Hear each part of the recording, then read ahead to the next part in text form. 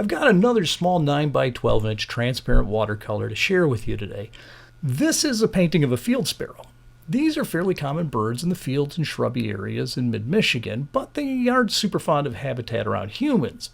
Because of this, they aren't quite as familiar to as many people as some of the other birds. Like many sparrows on first look, they may seem a bit on the drab side, but anyone that loves sparrows will appreciate that cute rusty cap, pink bill, and white eye ring. I started the watercolor by masking off my main branches and bird with liquid Friskit. A link to that process will be included in the video description. Wanting a nice soft background, I pre-wet the paper after mixing all of my background colors, which included 3 greens and a dark purple gray.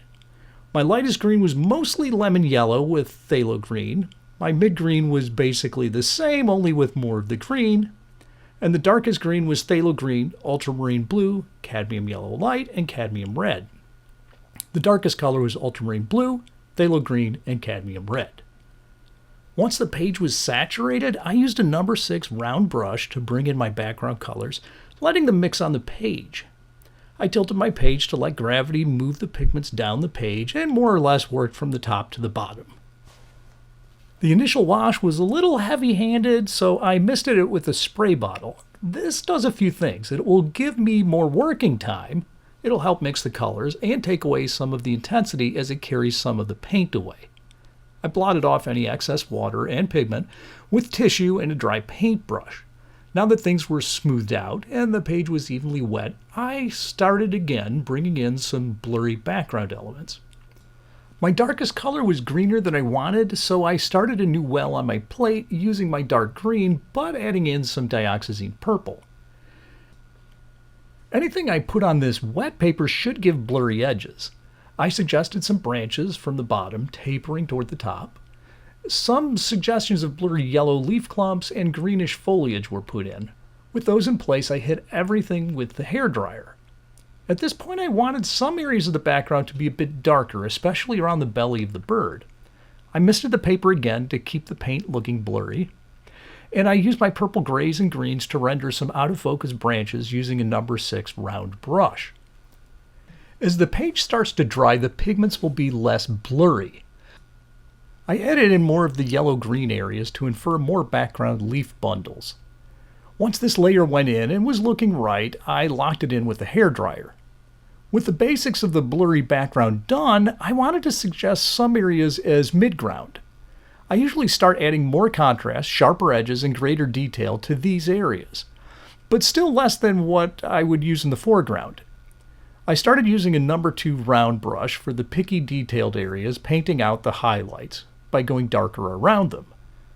Some sticks and branchy shapes were faked in using light glazes of my pre-mixed colors. In general, I kept it darkest and more detailed at the bottom. With the basics rendered, I locked in the background with the hairdryer.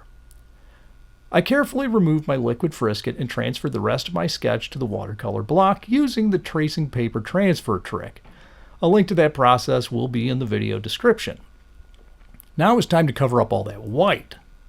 I used a number 2 round brush to fill in all the lightest local colors.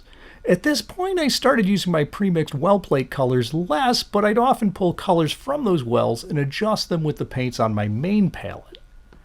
I like the soft background, but one of my early goals was to create a transition from my sharp-edged foreground from the Friskit to that soft-edged background. My plan was to have some of the areas that I masked off get less detail, saturation, and contrast so they'll recede, while other areas would be full color, full contrast, and detail. That should give the eye some busy areas as well as some more placid ones to investigate. The rest of the painting was done with many, many glazes of color that slowly built up detail and depth. Typically, once the background's finished, I start wearing a glove on my painting hand to help ensure that I don't carry any paint around on my fingers. In designing this painting, I had really nice photos that I had taken at a local park. I don't often paint my best photos, but this one was worth looking into.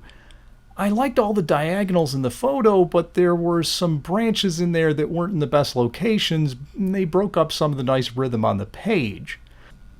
I could revise those areas in the painting. I chose to play up the more or less alternating diagonals, starting on the left, slowly moving to more randomized branches as we moved to the right.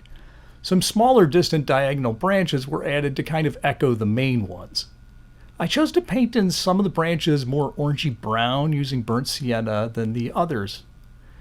This will help bring the colors of the cap, the cheek, and the wings of the sparrow later.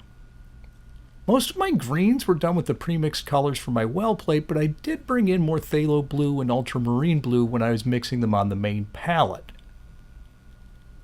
Lighting on this painting was interesting because it was a bit rimlit from behind for the bird with the reflected light filling in the shadows.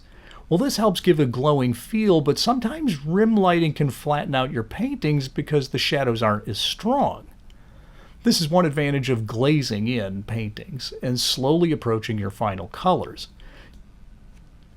You can build detail and slowly round off those glowing edges where they're rimlit. You know, when I first started birding, the sparrows got severely neglected. That's a real shame because they're such a beautiful group of birds. It isn't uncommon for those birds to be overlooked. Birders often jokingly call them LBJs or little brown jobs. On a quick glimpse, well, they are kind of hard to identify. They're mostly browns and grays. Many of these birds are on the shy side.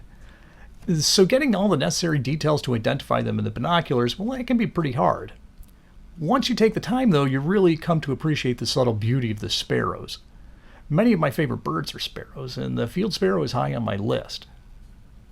Field sparrows are relatively common birds, but they aren't a typical backyard species. They tend to choose habitats away from humans and houses. As the name implies, they like fields with the occasional shrub tossed in. Once it starts getting woodsy with big trees, you'll stop seeing these cute little guys. For 3 seasons of the years, I spend a ton of time on my mountain bikes. My favorite place to ride takes me through about 20 miles of trails with a mix of fields and forest. I do a lot of birding by ear while riding there. I seldom slow down to look much unless I hear something unusual. I'll hear the bouncing calls of field sparrows all over the place there. On occasion, I hear something that really catches my interest and I'll stop for a look and better listen. Last year there was a cerulean warbler calling, and that's a really tough bird to find in this county. Late in the paintings, I'll find myself looking more for places that need attention and painting a lot less. Eventually I run out of things that I want to work on, and I call it quits.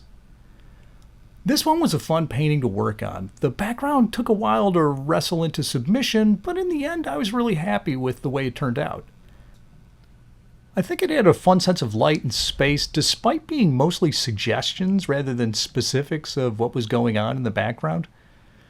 I love field sparrows, and I'm really happy to add this one to my growing list of sparrow paintings. I have a while to go before I catch up to all the warblers, but maybe I'll get there. Well, I hope you all get a chance to do some painting soon.